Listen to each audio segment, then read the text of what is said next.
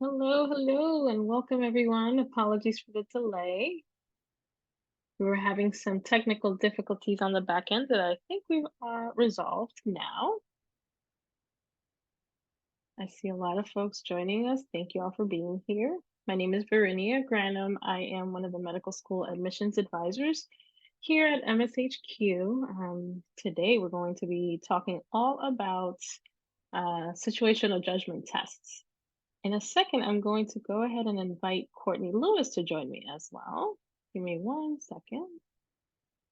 Let's see if we can get Courtney to join as well. And let's see if we can finally get this started. All right. Just give Courtney a second to join us, and then we'll formally introduce ourselves.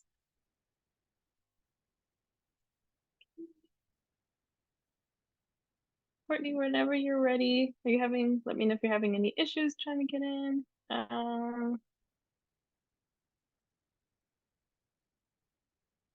Okay, apologies, everyone. Give me 1 second.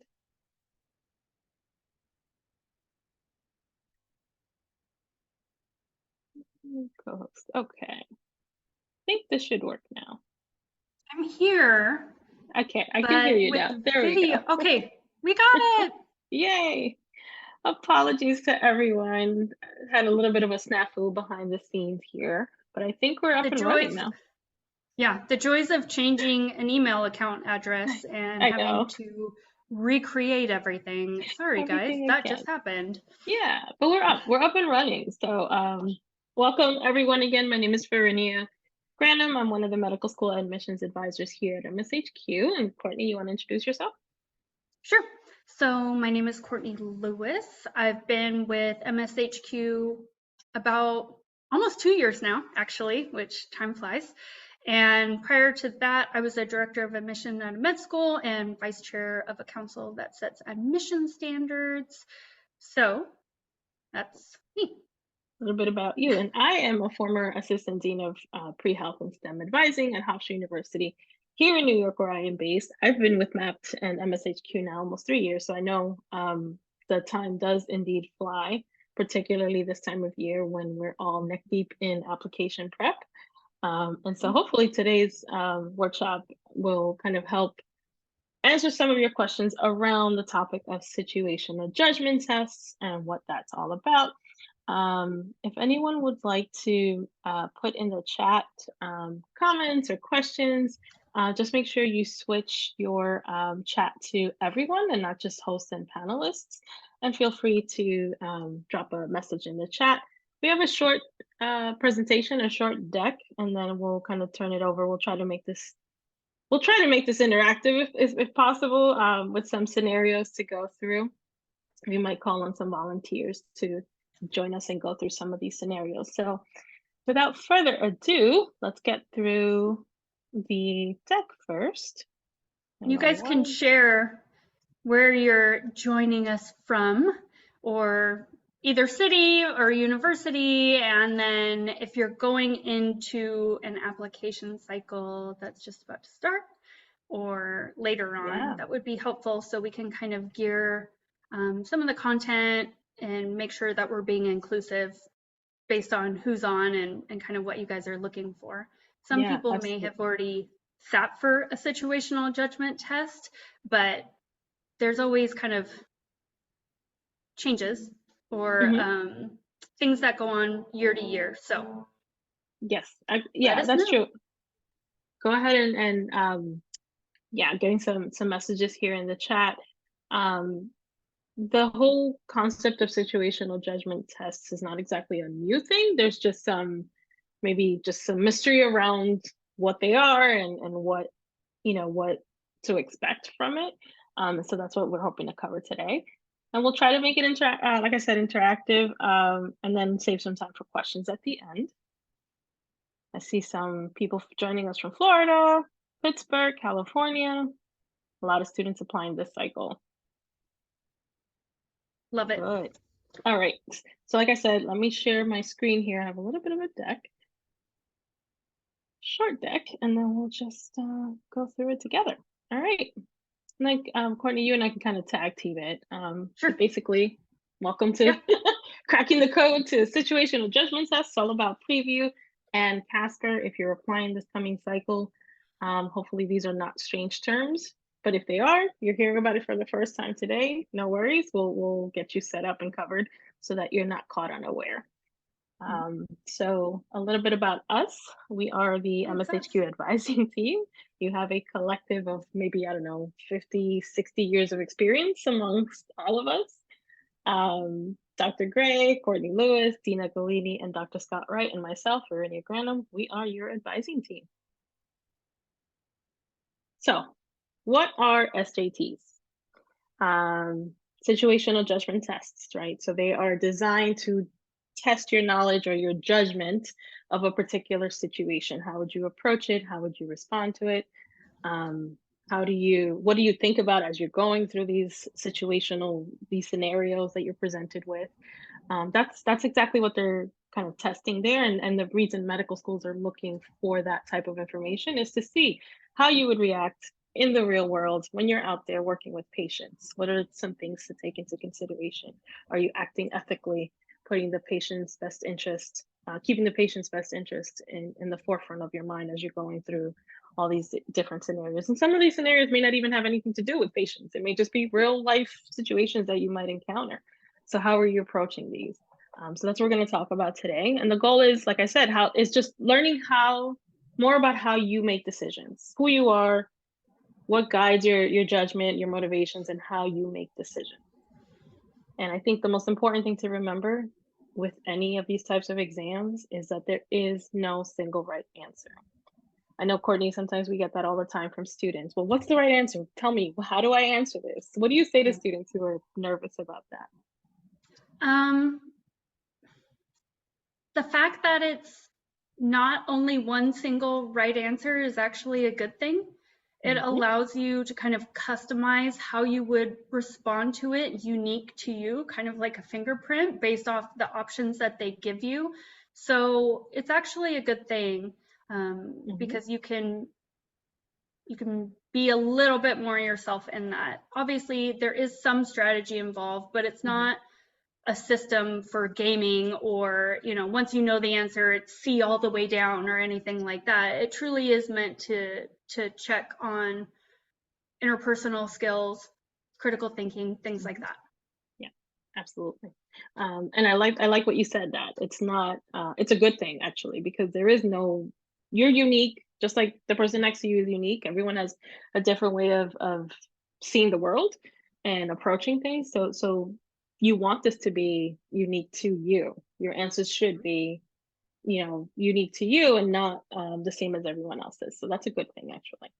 And like we said before, there are two types of exams. So there's Casper and then there's Preview, and we'll talk about the two in a second. The first thing to do is to look and see the schools that you're interested in applying to, look and see which one they require or recommend. Some are recommending Casper's or requiring it.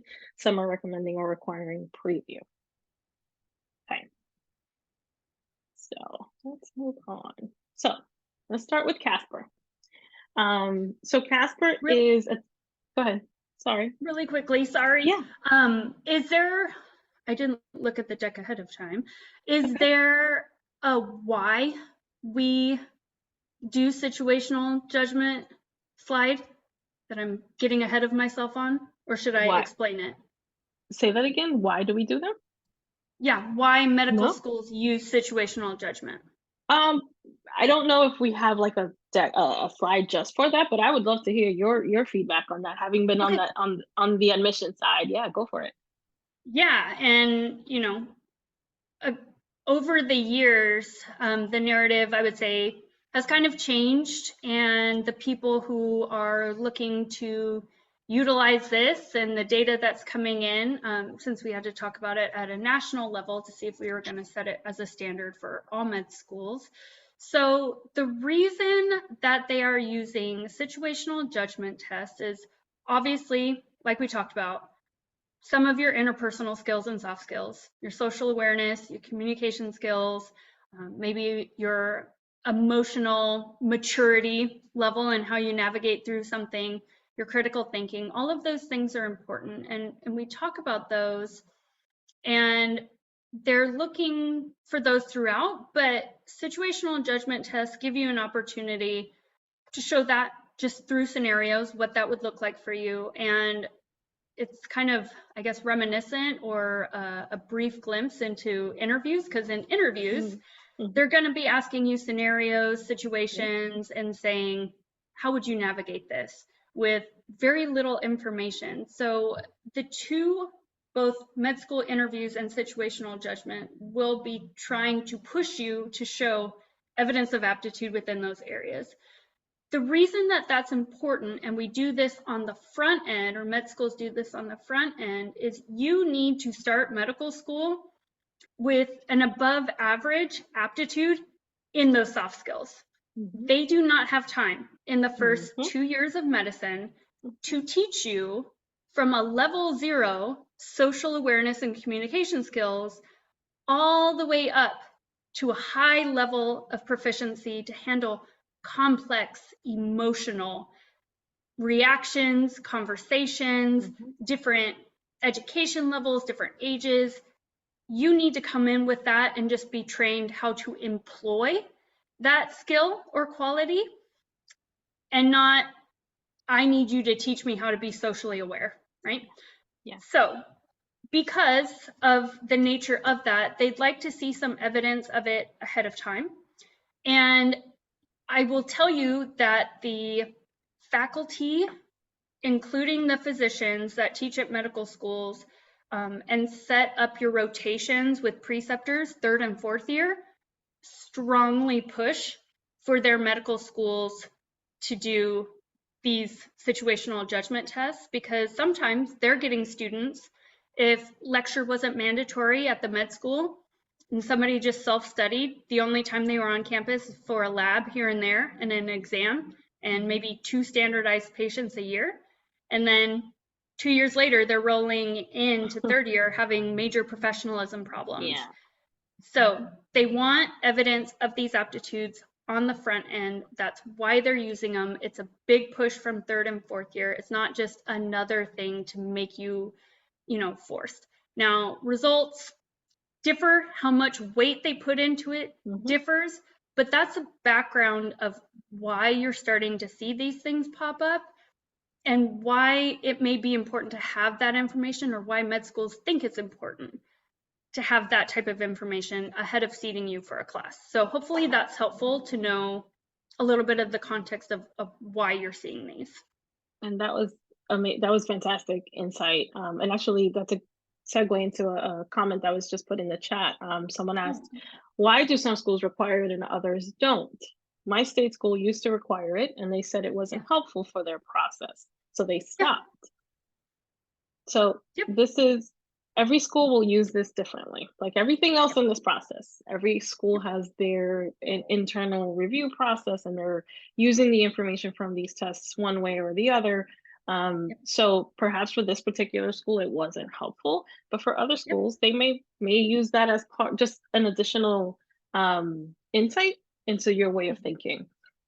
So why some do and some don't, that's up, that depends on each school. If it's required or recommended for a school that you're particularly applying to, then just go ahead and take it.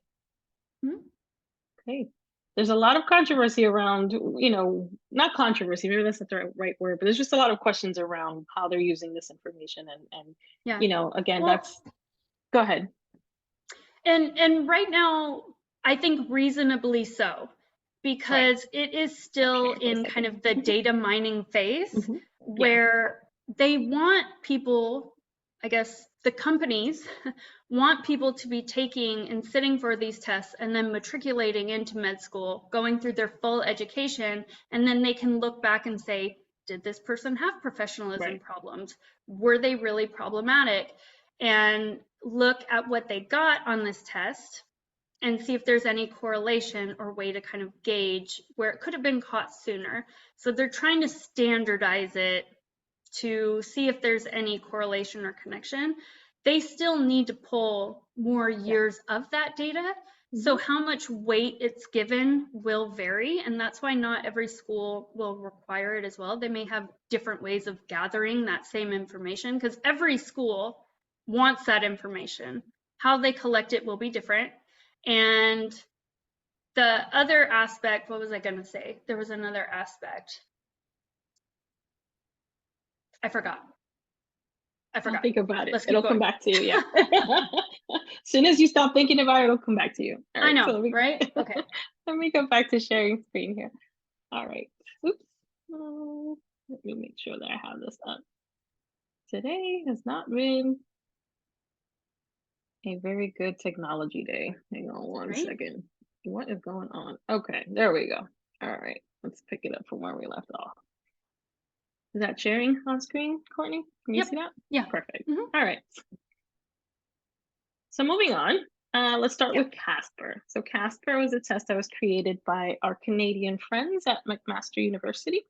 And Dr. Gray actually interviewed them during one of our national pre-med days with the company here at MSHQ. So if you're interested and you want to check out kind of the rationale and how this test was developed, check out this YouTube clip. You can either take a screenshot or just Google Dr. Kelly Doré from McMaster University, and you can get access to this video. It's really interesting to watch. I would definitely check it out if you have a moment, just to kind of hear the rationale behind it and how they describe it to us and what their kind of input into what they're looking for through that test, what they had to say about that. So the test itself, of course, there's a fee. It's $85 for the first 7 schools. And then they do honor the FAP or Financial Assistance Program through the AAMC. And then for every additional school that you want your scores reported to, it's $18. It's split up into 2 sections with 14 scenarios in total. So 2 different sections. One is a video response. So you're given a scenario and you have to record your answers to that particular scenario, what you would do. And then the other is a typed response where you're giving a scenario and then you have to type out a response. The total test will take anywhere from 90 to 110 minutes. But very, very kind of a different format, especially if you've never done this before. I would definitely go to the Casper website. I think it's takecasper.com. You can get access to some sample scenarios there, get some test prep materials there, so you can at least become more familiar with the format. There's no real way to prep for this, is there, Courtney? I would say at least being good with trying to verbalize some of these example scenarios, responses to these things would be a good way to prep, because you are going to have to record yourself. And somebody is going to be watching that recording and giving feedback and a scoring system. So I would practice that, but beyond that, no, not really. Just becoming familiar with the platform. Yep, that's it. Getting familiar with the format, the platform. And a lot of times students worry about their responses and thinking that they have to answer in the way that they expect the medical schools will want them to respond. And really, we say this a lot about MMI scenarios too, that you really have to approach it as a real world situation. How would you handle this? Again, there's no single right answer.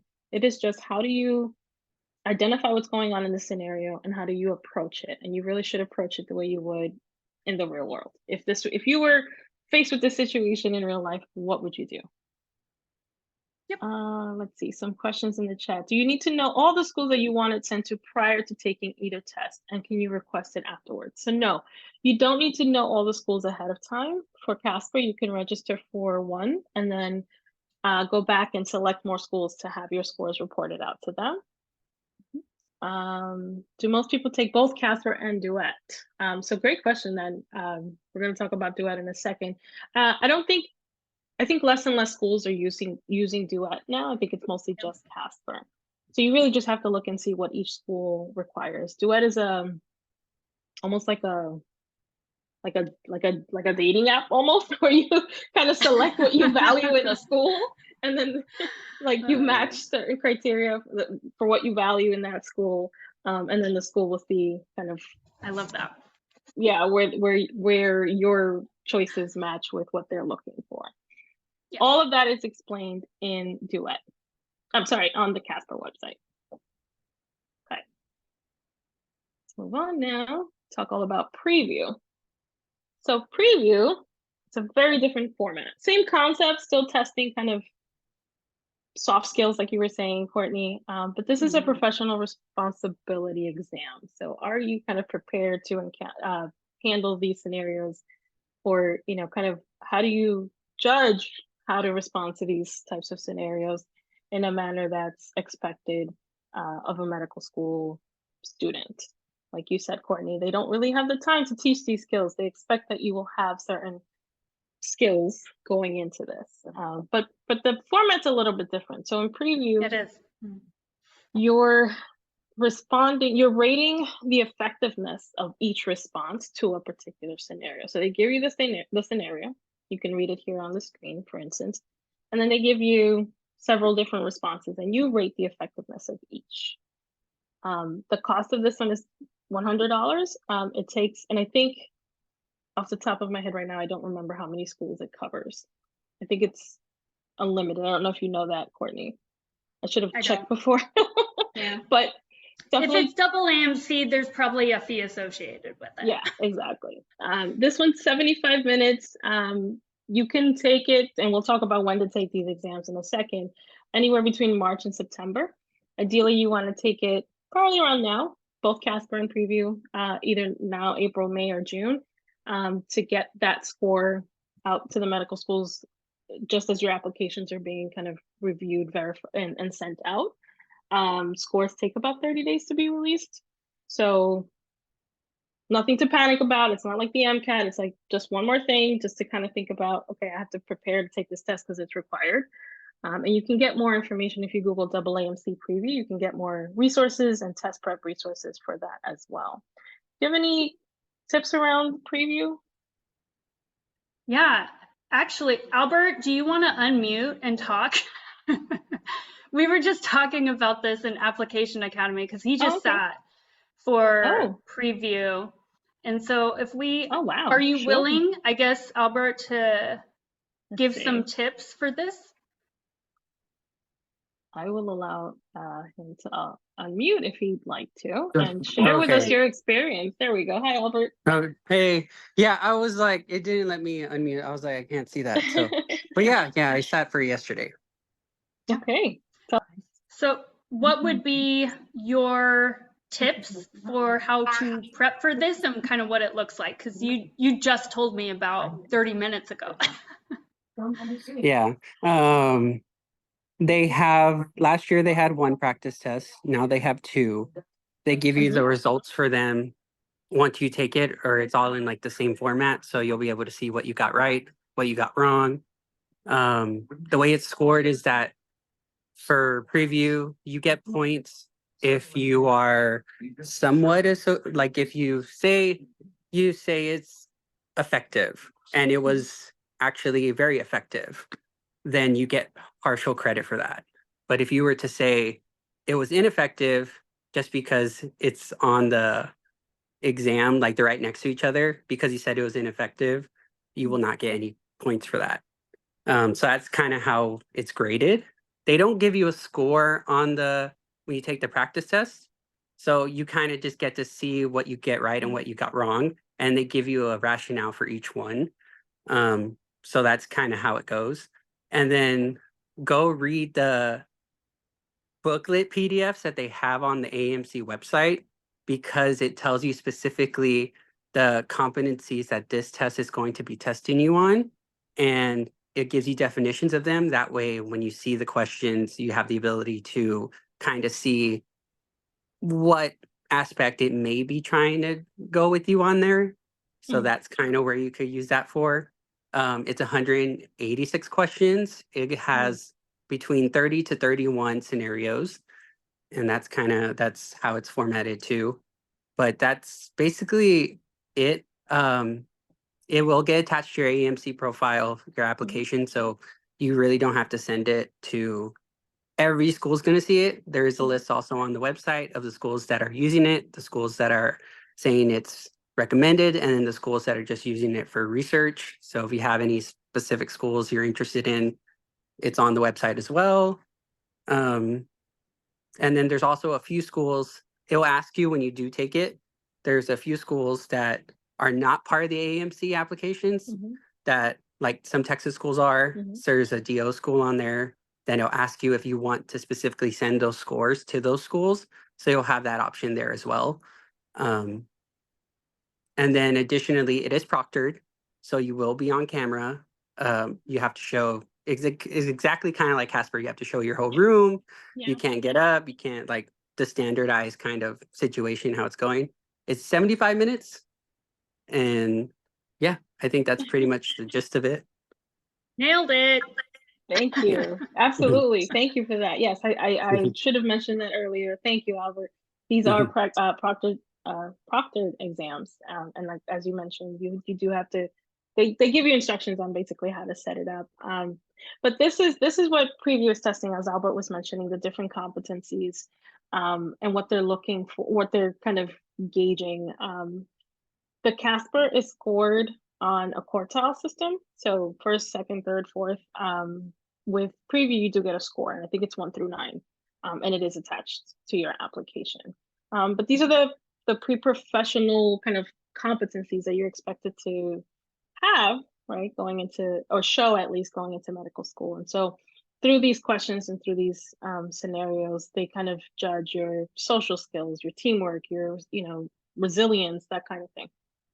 Let me just check. I would say with Preview, in my experience with it in the past, because of the nature of it being kind of like a Likert scale, even though we say there's no right answer, there's a potentially more right answer or a wrong answer for this, where that's not really present in Casper really the same way.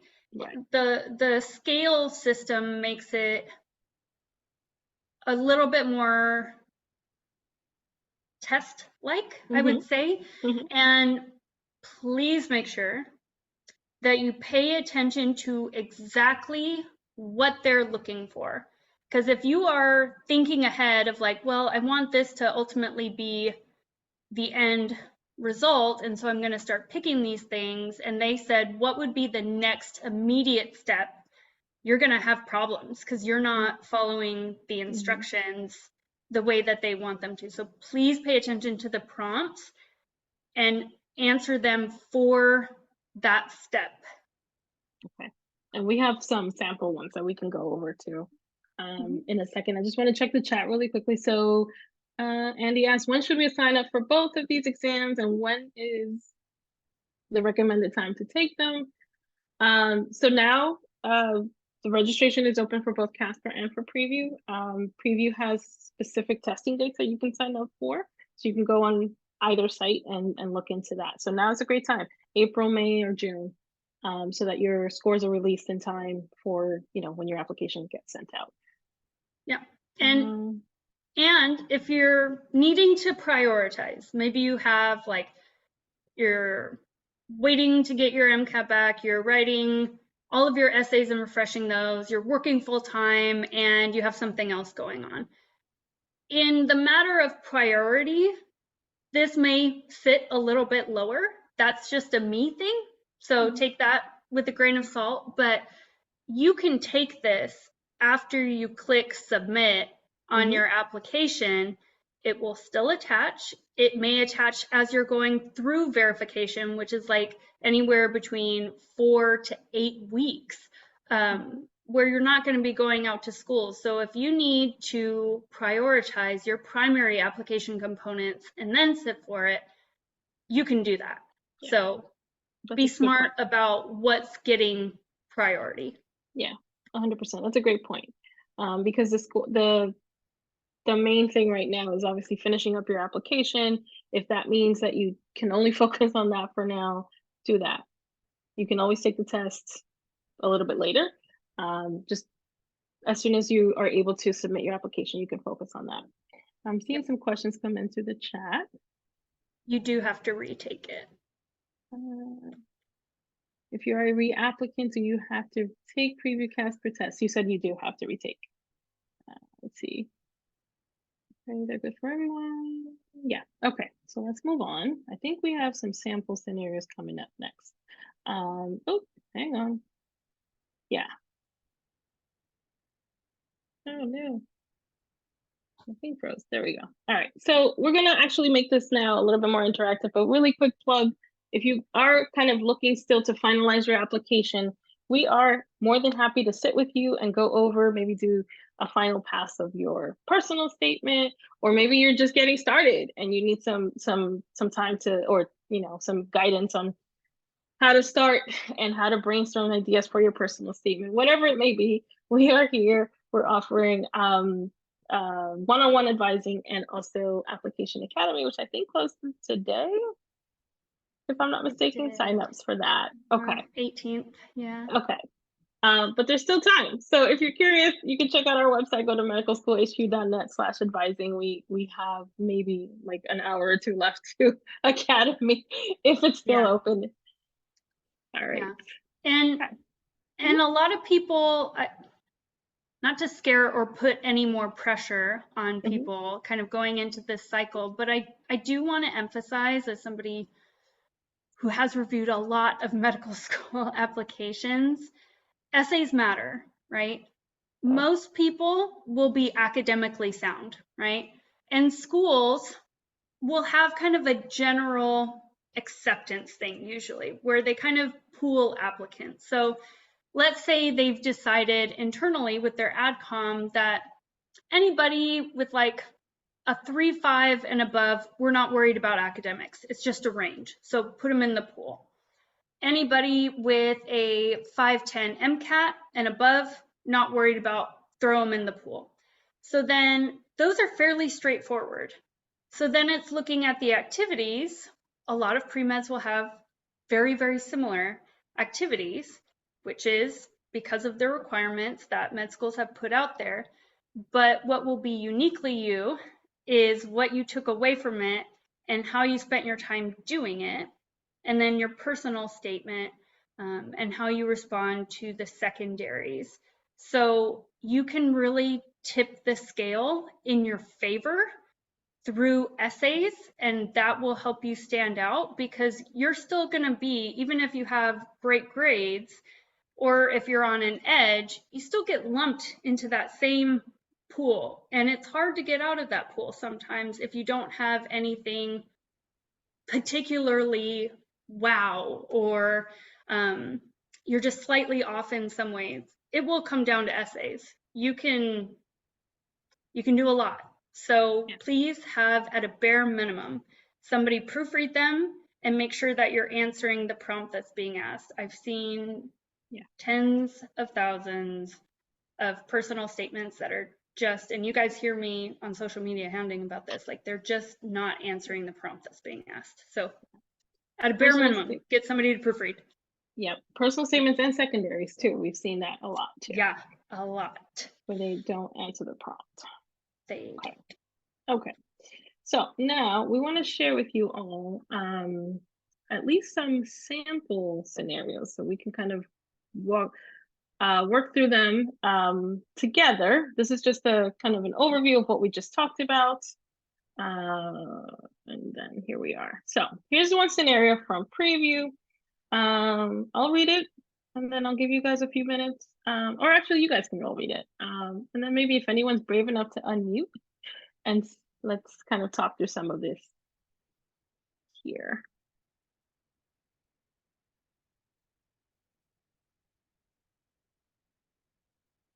Okay.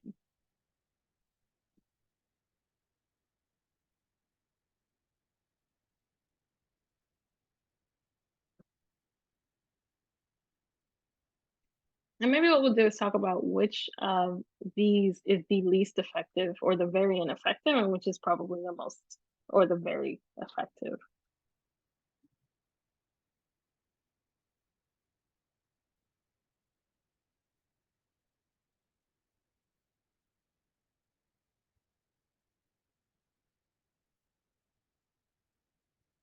You can put in the chat if you want. What do we think is the least effective and the most?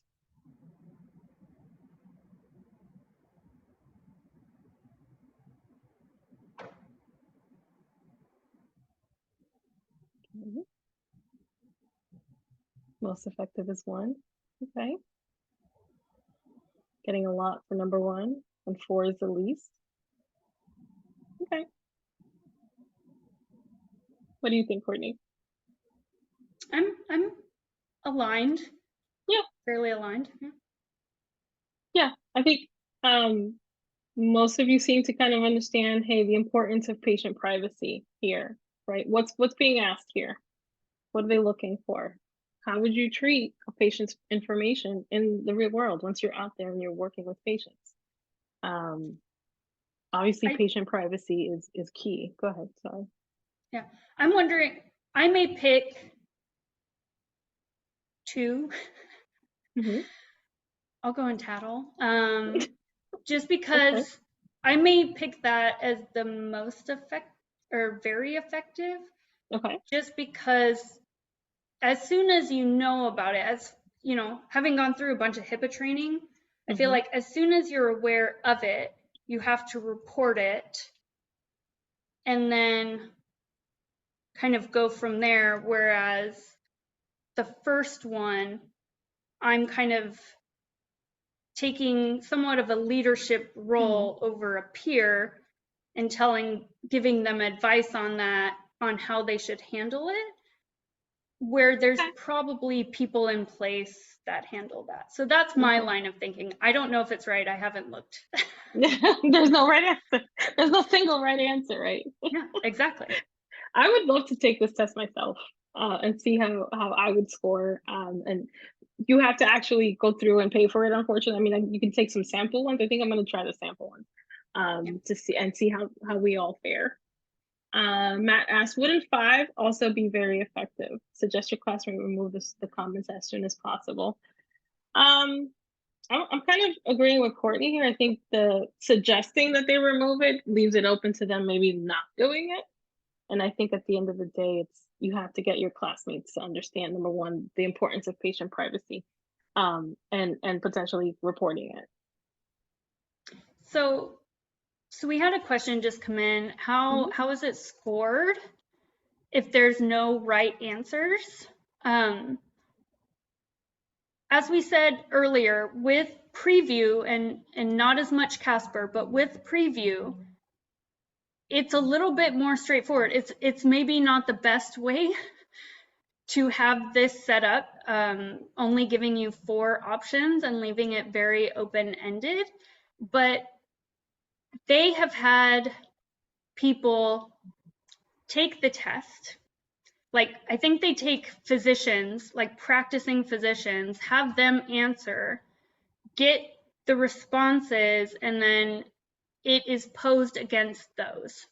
So take it for what it is.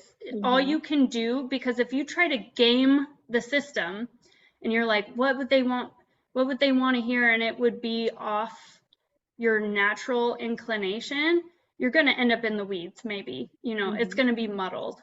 So just try to answer as best you can, and that will likely give you the best outcome.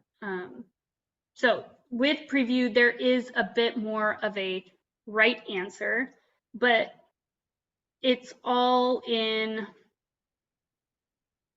I guess, measurements. But since it's Likert, there is points assigned.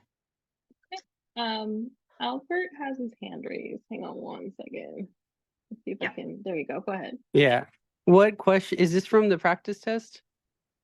These are from the website. So yeah, potentially. Okay. So because I have actually have the scoring key right next to me. Perfect. So the scenario 5. So what did everybody say for them again? There was a variety of responses. I think a lot of people were leaning to 1 being very effective and 3 and 4 1 is being effective. Oh, okay. What's 2? What's effective? Interesting. It should be very effective. I put no. A 2 is very effective. Oh, okay. No, 2 is so you were right, Courtney. You're right, Courtney. And then I know what I'm is, doing. I was like, Courtney, you're right. 3 is ineffective. Mm-hmm. 4 is very ineffective. And 5 is effective. Okay. So again, no like definitive, right? It's just, are you in the range of understanding kind of what are the effective responses and effective way of dealing with these situations? And you yeah, do get partial credit for them. Right. It Okay. seems like what will sway it the most is if you have very polarizing behaviors, Mm-hmm. or it's like you're answering inappropriately, where, and I mean, inappropriateness is social construct, right? Defined by the norm, but it seems like the polarizing will be the biggest point sway as opposed to kind of being in the middle. Exactly. Yeah. So you're kind of as long as you're not on the extreme ends, I think is what you're saying. Yeah. All right. So let's move on to another one. This one's a little bit longer. Oops, more options. And then we'll do some Casper scenarios after this.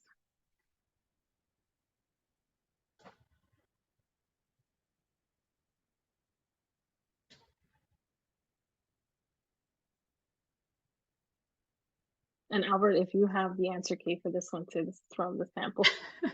Would love to hear it. He's our MVP for this. Thank you. Yes, thank you.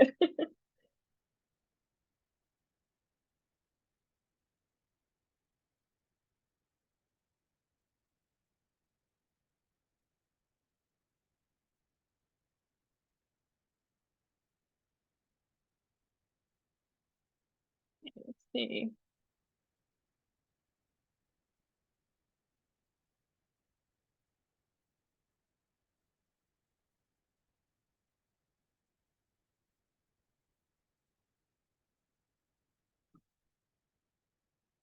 Okay.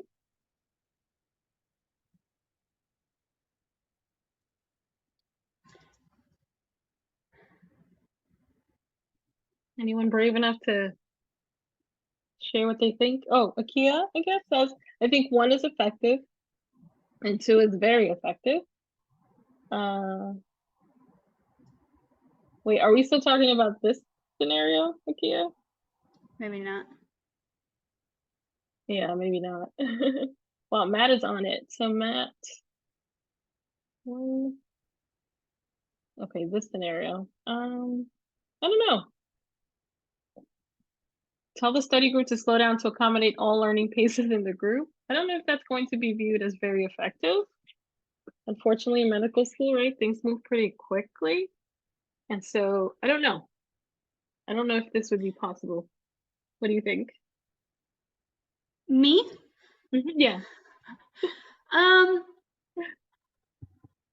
would say if it said ask the study group to slow down, because maybe it's just unawareness.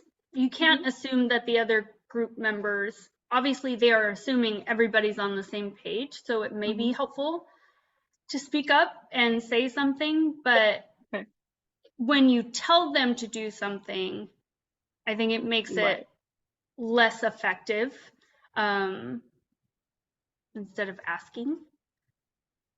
Where I'm like, sorry, can't keep up. Keep it moving. All right. Albert, do you have the answer key for this one? Yes. You do. All right. Courtney's always correct on this. Booyah. 1 is very effective. Okay. 2 is going to be, this is one that I know I had gotten wrong. So it is very ineffective for the reason that you said, Verinia. Really? Wow. Yes. And the reason also what Courtney said, it's stating the wording here is key because they're telling them, they're not asking them. So it's very ineffective. Got it. 3, what did y'all say for 3? I don't think that's good stuff. It is ineffective. I was looking at the chat. Okay. Yeah. To ask to be assigned to a different study group. Yeah. Ineffective. Or not gonna help anything. Yeah. 4 is very ineffective. Yeah. 5 is ineffective. Yeah. 6 is very effective. Okay. And then Effective. 7 is effective. Effective. Yeah. Okay. So hopefully you guys are getting a sense of, someone asked what was 5? Asked the, Ineffective. Ineffective, yeah. Asking if the material is going to be on the test. Yeah, that's probably not going to get you the help that you need. A lot of it is about the wording, Akia is asking, yeah. So paying very close attention to how these responses are phrased is important, and just thinking through this logically. If you were in this situation in medical school at a level where you're expected to kind of get support as needed, obviously, but also you're expected to be performing at a certain level, like these are all things to think about as you're reading through these responses. Yeah. So for 5, if people are wondering maybe why very ineffective isn't like the most appropriate answer, it may just be, my guess would be, sometimes if you're hung up on certain material, you don't necessarily have to be. And so if you ask the professor, is it the most appropriate question? No, it's not the best way to phrase it, because it makes it sound like, I'm not going to do anything about it if it's on the exam. But it could also clarify, potentially, if you're getting hung up on the wrong thing. So I think that's what sways it from being very ineffective, because at least you're asking your professor, who would be the one who would be able to tell you yes or no. It's just, that shouldn't be the question that you're asking. Right, exactly. Whether or not it's going to be on the test is irrelevant, kind of, because the point is that you should want to learn it. Right. So you're focusing on the tests as opposed to just focusing on, I'm not understanding this. I'm glad that we're workshopping these though. Yeah. All right. So let's move on now to like a Casper type of scenario. Here's one. I'll let you all read that. So now remember, with Casper, you can record your responses depending on what the setup is. They're either a recorded response where you're responding and recording yourself, or a typed response.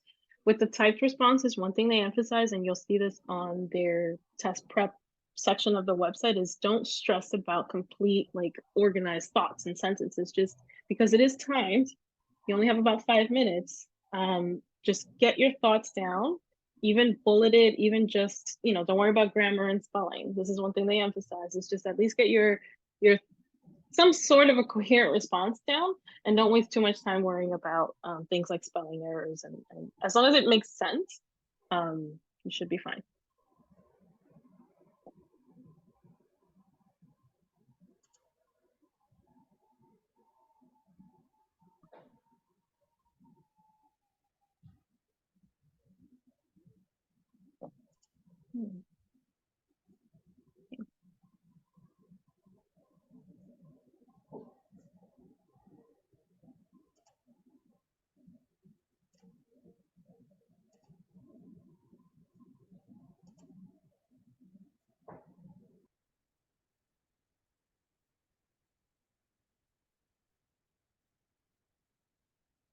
Okay, who's brave enough to maybe unmute? Raise your hand and I'll have you unmute. Annika, thank you. Or Anika, I'm sorry if I'm mispronouncing that. All right, let's see if this works. Go for it. All right, can you hear me? Yep. So what I would do is I would first tell my friend that this makes me uncomfortable and I would not want to share answers with them.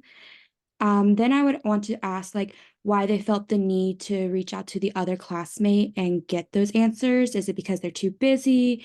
Do they need additional help outside the classroom and try to come up with other scenarios with them? And then I would also ask, like, encourage them to go and speak to the teacher or whoever's in charge of the exam and let them know about this kind of like breach. I wouldn't want to immediately report my friend to the teacher. I'd want to encourage them to be the one to speak forward. However, if I notice like they were very resistant to that, then I would want to reach out to the teacher and let them kind of know that there is this problem going on where answers are being shared. Okay. Courtney, would you like to give some feedback on that? You're the queen of like MMI assessment. So this is very much like an MMI question. Yeah, I think it's just understanding the purpose of them, you know?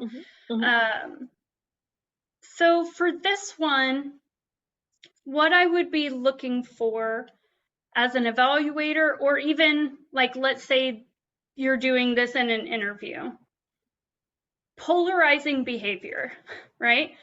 I don't say anything, I brush it under the rug, or I immediately run and tell them how inappropriate this is, and I go and tell the teacher, you can't do that. Those are very polarizing behaviors that don't really take into account anybody but like your initial kind of reaction. It's very reactive instead of critically thinking through it. What details need to be shared for the integrity of the class or your friendship or whatever it is, and what doesn't? So you need to kind of weigh things, but I would say easy to kind of rule out are those extreme reactive polarizing behaviors. Yeah. And I thought Annika answered it pretty well. If this were your Casper test, I wasn't timing it, but it seemed short enough that you would have been fine with the length of your response too. Good work. All right, let's try another one. And then we'll probably end after this one so we can take do some more Q&A. Right. Unless you all want to continue and do one more. All right.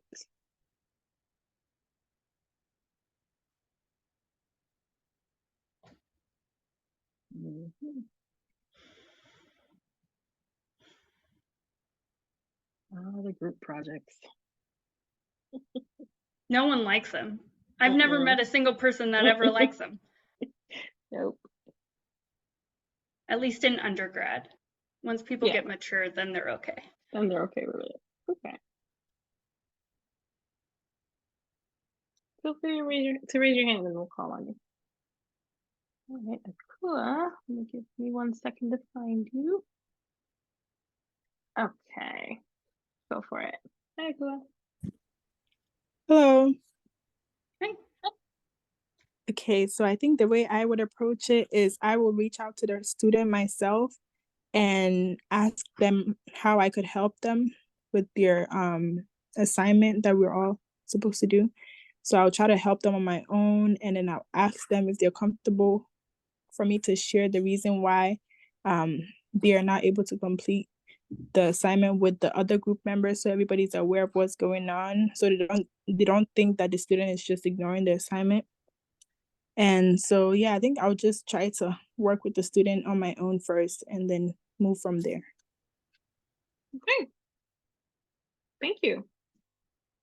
What do we think about that one, Courtney? I think there's some pluses. I liked some of the wording that you used, including saying, like, you'd have a private conversation, you would ask the person if they were comfortable with that information being disclosed to other group members instead of just kind of keying people in so that, like, guys, lay off because of this, right? Maybe that person does not want that information shared.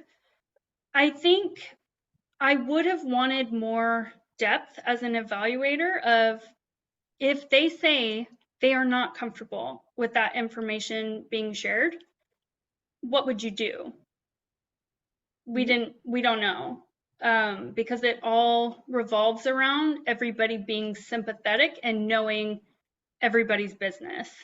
So I think making sure to, if you have something that's contingent on sharing of information or private stuff, or people going through a really tough time and not having, not being able to put in as much effort, what else can be done in addition to that if the first step doesn't work? Because usually it's not a quick solve. So I would talk it through just a little bit more to give just a bit more depth. I think most of us will know the first step, but can you take it beyond the first step, or if there's any nuance or, you know, things that if they don't go that way would matter. Yeah, like if the student did not want to share with you what was going on, you immediately jump to, I would take on kind of that responsibility of trying to figure out what's going on, which shows leadership. But if this person is not willing to disclose what's going on, you know, are you setting yourself up to be the one to say, okay, well then I guess I'll take on their share of the work because they're not doing it? I think thinking through a little further and saying something like, oh, and if they're not willing to disclose that, I might say something like, okay, let's go together and speak to the professor of the course and figure out what's a good solution for the situation. Maybe the student needs to be removed from the group, and then figure it out from there, or whatever that might be. So like Courtney was saying, just thinking through, thinking ahead, potential answers to, like, if it doesn't go one way, what would I do instead? Now remember, you have to do this in a short amount of time, but talk through your answers just like we were doing here. This is very similar to an MMI scenario. If you're recording your responses, if it's a typed response, then obviously just type out as best as you can, as quickly as possible, everything that is in your mind about this particular scenario. Or even, you know, if you're getting really hung up, flip yourself into, like, you're that group member.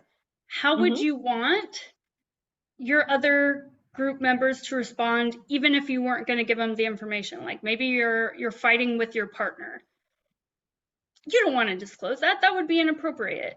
And you're not comfortable doing that with classmates that you're not super familiar with, right? I think we can all feel how uncomfortable that would be to kind of get into that.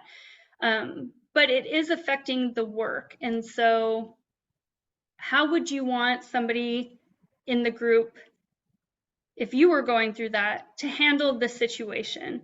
What could that look like? What would be the most appropriate response? It's probably not needling, but what are some things that could be helpful? So if you need to, take it from the other lens and see what you would want. Put yourself in their shoes. Yep. Mm-hmm. Alrighty, so I'm gonna go ahead and stop sharing now. We're a little after 9, so I want to make sure that we kind of address any other lingering questions. You can either put them in the chat, or if you're brave enough to unmute, we'd be happy to answer questions live here about Casper, about Preview, other things going on.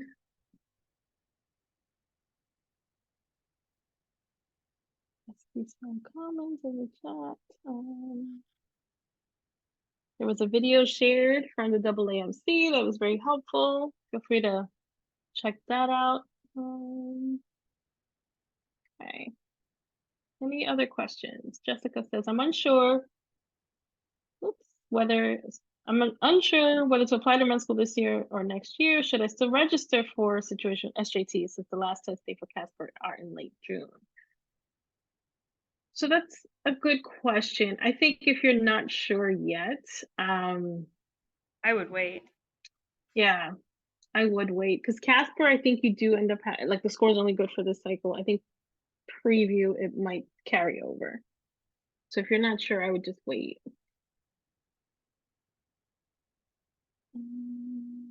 Would scheduling both exams for June be a good time to take them? Yes. Would it delay my application if I submit it the beginning of June? No, not at all. taking Casper or Preview does not impact verification of your application in any way. The only thing you need, go for it. No, keep going. I remembered what I was going to talk about at the top of the when we started. I told you it would come to you. The only thing you need to get verified, and then I'll let you talk, Courtney, so you don't forget. The only thing you need is your transcripts. Everything else, letters of rec, Casper preview tests, all of that can come later. Okay, go for it, Courtney. Okay. When looking at the scores, right, we're talking about how each individual school will weigh it, how much weight they put on it, if they even take it into consideration and things like that. It will be different. Here's where it could come into play though. Like if I'm reading through your personal statement, and some of the language or terms that you're using are potentially a bit abrasive. And then I go to your activities section. There's not a lot of social interaction. Your activities are fairly bland and straightforward. There's not really any takeaway. You're kind of checking in and checking out. And then your letters of recommendation, you know, nothing more than this person seemed to do well in my class. They were in the lecture. I don't have any problems. Academically, it seems like they could cut it. And maybe a little bit kind of low CAR score. Then I'm sensing a pattern. And then it may actually come into play where I have multiple points of concern. And if I'm risk assessing, when I start to see these patterns or these flags, all kind of revolving around the same thing, then I'm going to look at that score and say, yeah, that's probably accurate. You know, if it seems like you get a low score on that and then everything else is great, probably wouldn't give it much weight, just that you did not sit well for it. And, you know, provided we still want to interview you based off of everything else, great. It may not get a lot of weight, but it will come into play if there's patterns that are problematic. Okay. That's a great point. Thank you. Mm-hmm. Very good point. Sorry, I lost my place in the chat. Feel free to pick one up, Courtney. Mm-hmm. Yeah. Oh, so here's a good one. If schools don't require or recommend preview, but use AMCAS, can they still see my score?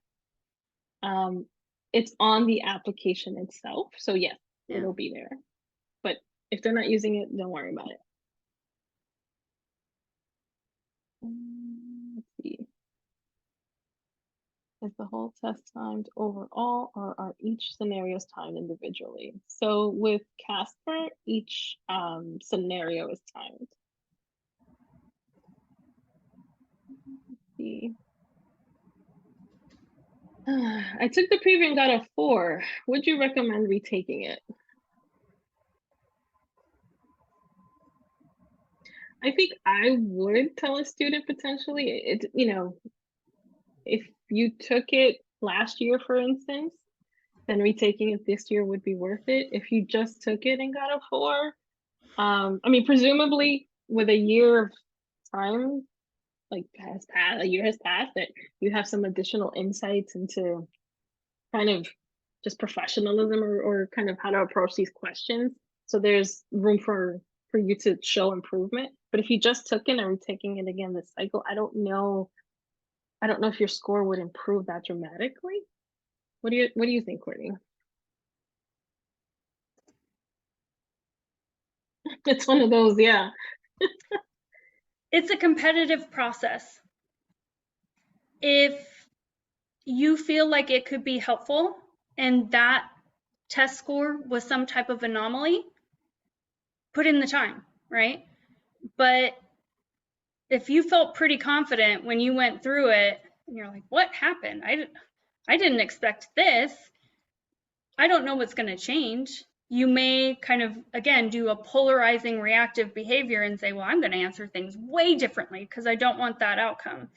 And then mess it up going that way. Mhm. So there's always risk.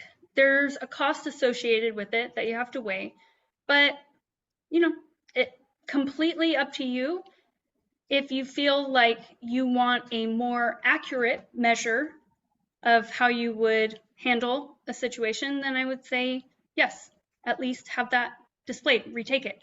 But if it's just to get a number, you're probably not going to get it.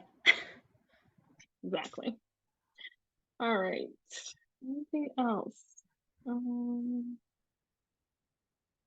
And if you guys have made up your med school list, like you have your working list of where you know you're going to designate, make sure they need these, right? These are optional or not needed for some schools. So do your work ahead of time. Again, it'll save you money and time. If not a single one of your schools wants either one of these, why sit for it then? So look to make sure you need to. Yeah. And I saw a question, I think, about whether you can retake it. Preview is this year, you are allowed to retake it, I think, once. Okay, all of that information is outlined on the AAMC Preview website and Casper, takecasper.com. You can check out. Definitely review the test prep materials to at least have an understanding of the format so that you're not caught off guard, so that you know what to expect. We tried to show you a little bit of it today.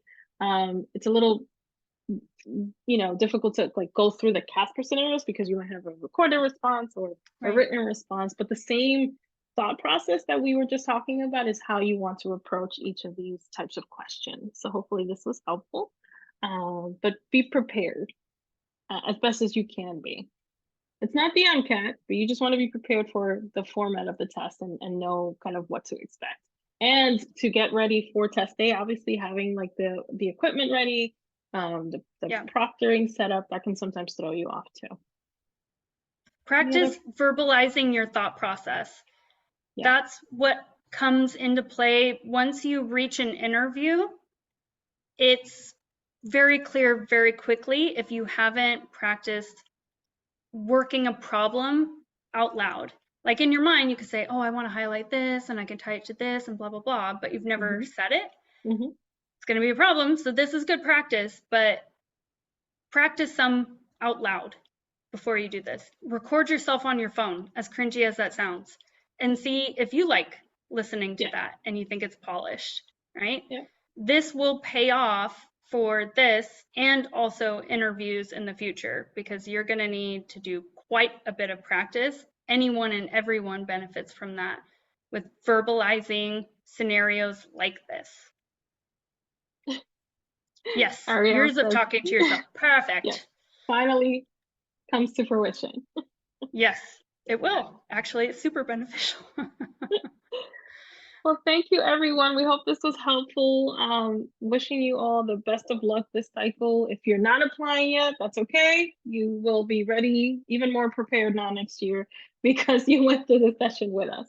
Any other parting words, Courtney?